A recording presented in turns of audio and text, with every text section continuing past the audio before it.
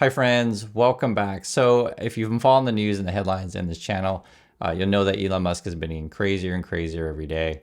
Unfortunately, his craziness has crossed over into dangerous, and now he and his businesses basically threaten society.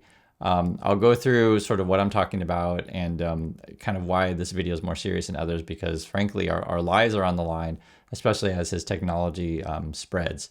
And I want to start with this. This was back in 2018. It says here, I do not respect the SEC.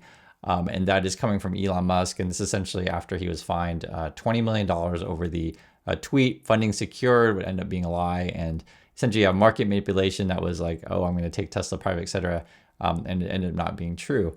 And this is something that, as a publicly traded company, and he's a CEO of that said thing, it's highly unusual. And frankly, right, he got fined, right? He got punished for this stuff. But that's sort of his feeling is like he doesn't have any respect for the law or sort of, I guess, how regular people have to operate. He thinks he lives outside the law. The thing is about this stuff is now the SEC, they called him in on how he bought Twitter. And I understand that, he's got fanboys and fangirls about this stuff, but guys, there's certain things that, to our integrity of the markets that, you want to have laws in place. The basic gist of this little Twitter thing, if you don't know, is that when you're buying up a company, right? And so Twitter is publicly traded at the time. When you hit over 5% ownership, you need to disclose that. So basically what it was is that when he was buying Twitter, I think he reached something like, 9.5% ownership. And then he disclosed, and it was like 10 days later than when he crossed the threshold of the 5%. And he's just going to say, oh, we made a mistake. Oh, we forgot, or that kind of stuff. But I mean, just think about this. You're buying up so much stock where you have like, 9% of the company.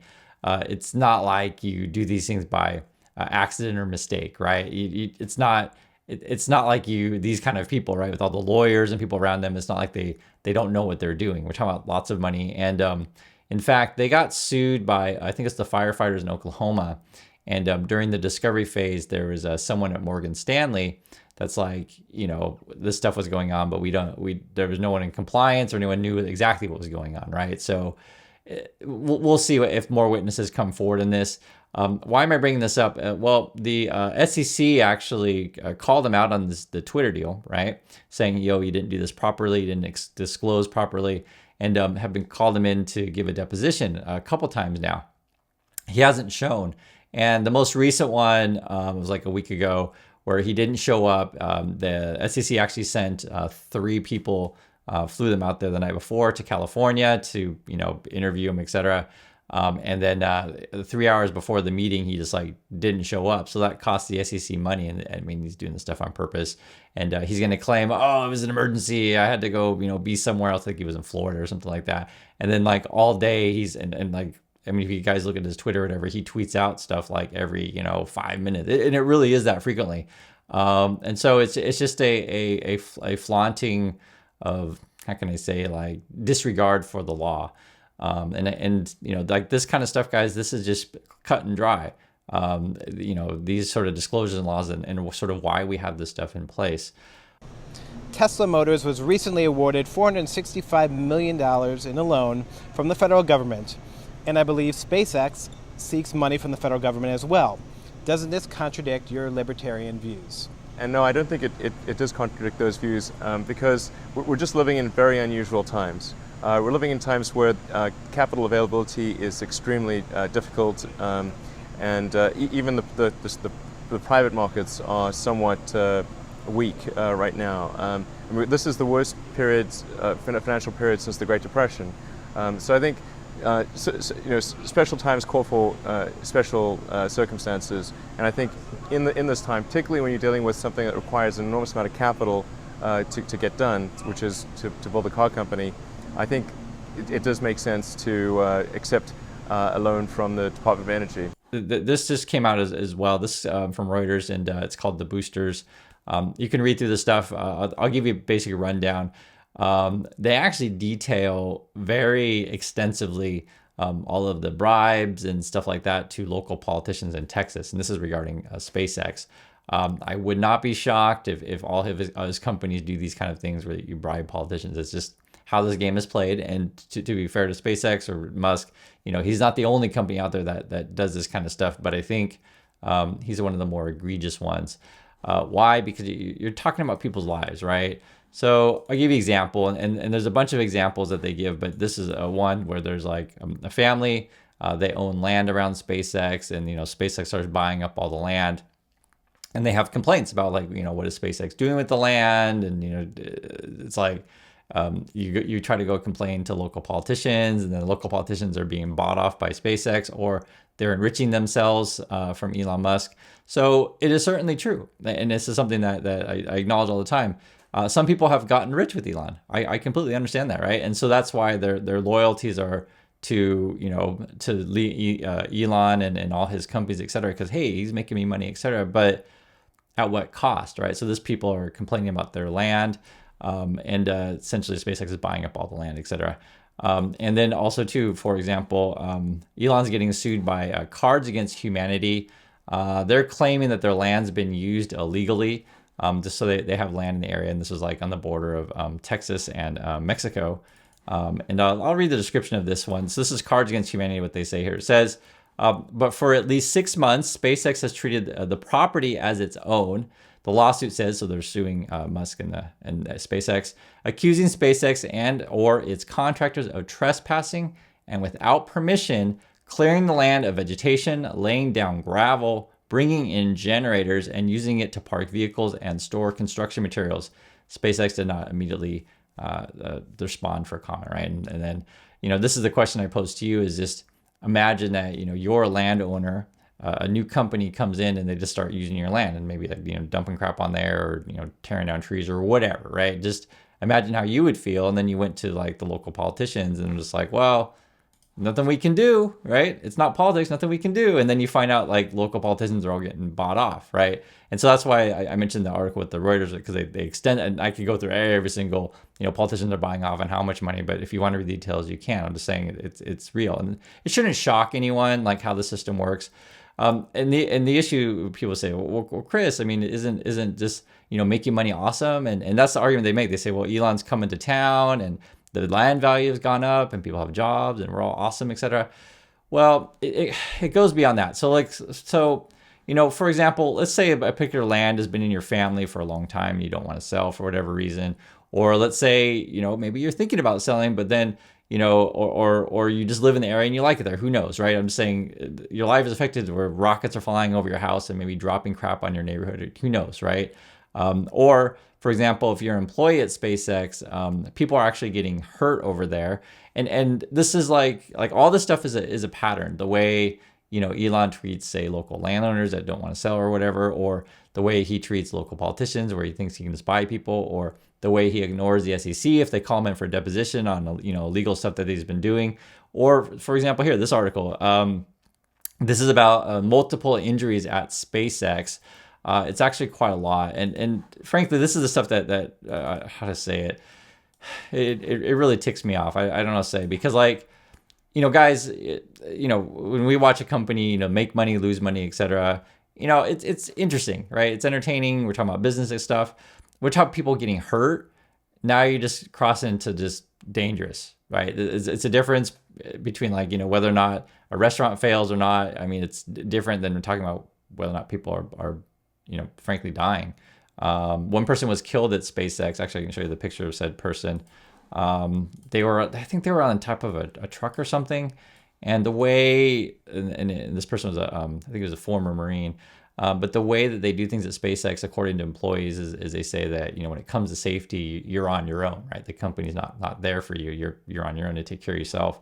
Let me read the description of this stuff, though. So that person died. I don't want to make light of it. I just wanted to say like there's more than one person involved with this stuff. But when you read this stuff, you'll see what I'm saying. Here's from the article here. Many were serious or disabling, talking about the injuries over at SpaceX. The records include reports of more than 100 workers suffering cuts or lacerations, 29 with broken bones or dislocations, 17 whose hands or fingers were crushed, and 9 with head injuries, including 1 skull fracture, 4 concussions, and 1 traumatic brain injury. The cases also included 5 burns, 5 electrocutions, 8 accidents that led to amputations, 12 injuries involving multiple unspecified body parts, and 7 workers with eye injuries. Others were relatively minor, including more than 107 reports of strains or sprains.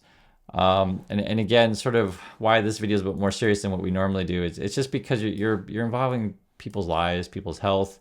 If you guys know that Elon Musk wants to introduce robotaxis, all over the world now or whatever, and they're not ready, right?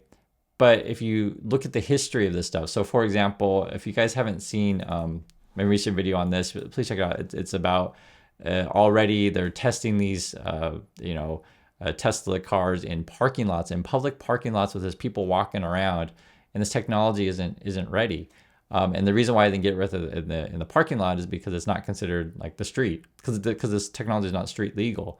And it's like, again, it goes to kind of the whole culture of Elon is like, we're gonna push fast forward is for the sake of technology, and it doesn't matter who gets killed or who gets hurt. It's all for technology or for profits, right? And that's the logic that they make over there. This stuff's frustrating. If you read through the stuff here, this is a quote from a worker. It says, Elon's concept that SpaceX is on this mission to go to Mars as fast as possible and save humanity permeates every part of the company. So someone named Tom Moline, and that was a former engineer over there, says here, the company justifies casting aside anything that could stand in the way of accomplishing that goal, including worker safety. And it's similar with, say, the full, releasing full self-driving, which is like a beta software, or letting people test it in parking lots, or even encouraging people to test it in parking lots with people walking around, or the army of fanboys and fangirls on social media that they have, like saying, oh, this guy Elon is such a genius. We should let him put a robot in every home. In fact, it'd be good for us, right? And I've been thinking about this. It was with the recent you guys know in I think it's Lebanon, where the Israel sold a bunch of phones and pagers and stuff like that. Was it walkie-talkies and pagers to people there, and then they had a way to make them explode. And when I keep thinking about this, like, hey, we're gonna have robot driving, etc., and it's gonna be like a network, and because it's gonna have to be wired to the cloud somehow if they want to do like an Uber kind of thing, right? And so, guys, just think about this. Like, you have this crazy network, and who knows if the robots that he wants to build are going to be part of the network. I'm like, we're literally talking about like potential Skynet kind of crap. And it's what's crazy about this stuff with Elon, and I'll bring up this thing, I just think he's a massive fraud, and I always mention this, like, we're about the same age, so we grew up with the same influences, and what does that mean? Like, because like Elon's sort of world ideas creation come from sci-fi movies. Seriously. If you look at the design of the Cybertruck, I did a video on that. You can find the video, but just type in Cybertruck design. But the basic gist of it is that, they use concepts from like, Blade Runner, RoboCop, from the Total Recall, the Arnold Schwarzenegger movie, etc., to design the Cybertruck. Like, this was part of their design. And so he just thinks, oh, I saw it in a sci-fi movie, and then therefore it must be really cool, and we should do things, that way. And it's not really a sound way to, run your business and thinking, oh, well, I saw people using robots in a movie. I mean, what could go wrong with that, right? I mean, it's like, don't you even watch these movies? Like, everything goes wrong. And the other thing that's kind of crazy about this stuff with Elon, when you go through the things that are just happening, just recently, be it the lawsuit or the SEC sanctions, et cetera, is that, like, in those 80s movies, if you guys grew up with this stuff, you'll know this, they're all about warnings against too much corporate control. So, like, for example, like if anyone knows, like, say, the Aliens movies, right, the James Cameron, or you can expect Ridley Scott, but the basic gist of it is that the company wants to bring the alien back to Earth to study it and maybe replicate it or whatever, right? That's like the whole story premise, is like this basically big corporate conglomerate wants to do things for testing and doesn't really care about the people that they send to get hurt to go find the alien. And it's pretty much the same kind of thing with Musk. And then what's kind of ridiculous about it, not kind of, but it is ridiculous about it, is like when you call him out on this kind of stuff of like, hey, you're doing things illegally regarding financial markets, or hey, you're doing things illegally regarding safety of general citizens. It is like, oh, you're just playing politics. You're just playing politics. And it's like, and people go along with this stuff. It's so ludicrous. and it just keeps getting worse. And so that's sort of why, for me today, like why this video is a bit more somber than others. When I read through all the injuries or read about people's property claims, etc., I'm just like, come on, guys, this is enough is enough. The thing that's crazy though is that Brazil actually fined him. It was like $1 million a day.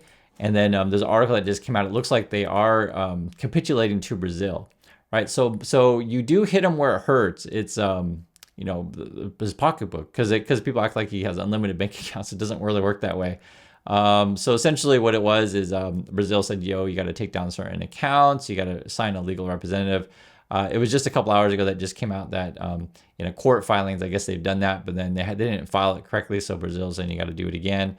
So X may or may not be up again in Brazil. So, what I'm saying is that it's not that you can't put any sort of leash on this guy. You can. You just got to hit him in his wallet.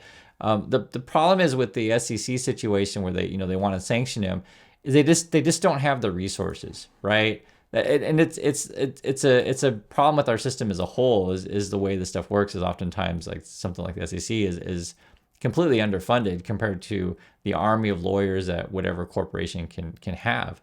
And the thing is, like this, for example, with the Musk situation, for any other company, he would have been fired by now for any number of things, be it having children with employees at your work, be it for sexual harassment, be it for multiple injuries at your companies, right? Be it for getting consumers that use your products getting killed, not just hurt, but killed. I mean, they field a lot of lawsuits, and then, but this is how can I say, when we watch this stuff, this is clearly the Titanic going down, and then the question is like, how long can this thing go? I personally don't think it can go on much longer, but that's why we watch this stuff, because it's like it seems like incredibly crazy, like how he's able to keep it going. Who knows? If his people, win in the next election, because that's why he's so involved. Like that's why I was showing you the Reuters story about where over in Texas he's bribing a bunch of politicians. You never know with this guy. You bribe the right people, right? You figure out how to stay in business. Because we have this thing coming out. This is on October 10th. It's like only a few weeks from now. They're saying, hey, we're going to have these awesome robotaxi, et cetera. And you bribe the right politicians and you get these things on the road, and they're going to be just driving around, robot cars, probably networked. You guys understand the problems with this. It's significant problems. So the other thing too I want to mention, which is also crazy, is like, and this is actually a relatively small part of it for me. It's more personal public safety stuff. If you want to tweet out all day, every day that you love a particular party, hey, in a political party, be my guest, do whatever you like.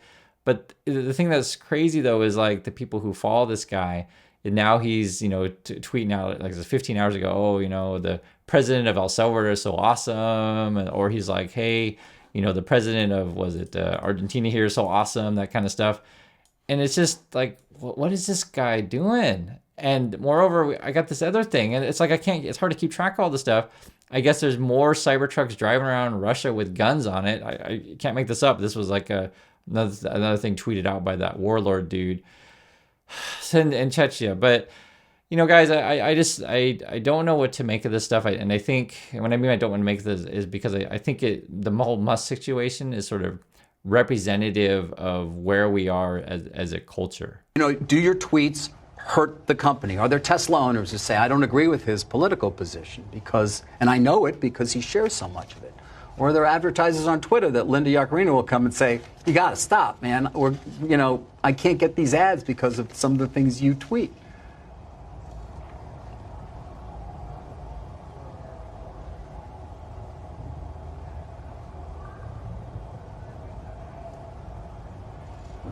I'm reminded of the scene in The Princess Bride. Great movie. Great movie. Where he confronts the person who killed his father. And he says,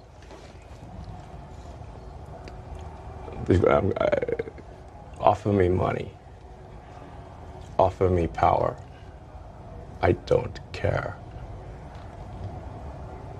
So you just don't care. You want to share what you have to say. I'll say what I want to say, and if If the consequence of that is losing money, so be it. Okay. I like living in reality, right? For me. But you know, there's people who don't. They just think about only, you know, profits and keep the dream alive as long as possible. You know, for example, this is just 18 hours ago. Kathy Wood is, you know, responding to Elon Musk. You know, if you don't know, California recently passed a law that said, hey, during an election, you can't do deep fakes of politicians. And Kathy was like, that's unconstitutional. And Elon Musk is, oh yeah, very much so. But that didn't stop them. And it's like, and I pose this question to you guys. It's a simple question. Like when we're talking about, you know, how Musk loves free speech or whatever, as a company, I'm just talking about just in terms of like, what does free speech mean? Can I just say, hey, my products are capable of doing things that they can't? Like, is that covering free speech? The clear answer is no. No, it's not. Or, hey, can I just tell lies about people, right? Which is essentially what this whole, you know, deep faking with election stuff is. It is a serious problem, right? And just for example, you know, how could you use this technology? It's used actually quite frequently where Elon Musk, people do deep fakes of him to where he's saying, oh, you should buy this crypto or whatever, and, you know, click on this link and send me your money. And people get scammed by that kind of stuff. And so that's not even talking about politics at all, let alone he could make, you know, I mean, this is just something that's real these days. You know, you can take someone's voice and someone's image and like make very realistic videos that seem pretty convincing. Now, some people say, well, you know, it's obviously a joke or whatever, ha ha ha. And I don't think you people actually really realize, like the people who defend this stuff, like how serious this stuff is, because the technology keeps getting better and better. Regarding the voice stuff, what you can do these days, and this is essentially what they've done, is they take actual footage, right? So the footage isn't necessarily manipulated, it's just edited, right, a certain way, but not the footage itself is real, but then you manipulate the voice. And that's when it becomes really, really convincing. And then eventually you're going to get to the point to where you can probably just generate, you know, full AI video models that you won't be able to tell the difference between real and fake anymore. And that is a major problem going forward. Sure, I get it. You want to make your jokes and you want to manipulate elections, you know, whatever. But it's like this intersects sort of all the challenges that we have in society, all at the same time. So I'd like to hear you guys' thoughts on this stuff. I mean, there's too much to go over. But like I said, the point for me where I guess breaking point to where, you know, don't make any jokes about this stuff at all is where people are getting hurt, and he wants to spread his technology yet more than it already is. So yeah, that's it. So I want to hear some thoughts from you guys, and I'll catch you on the next video.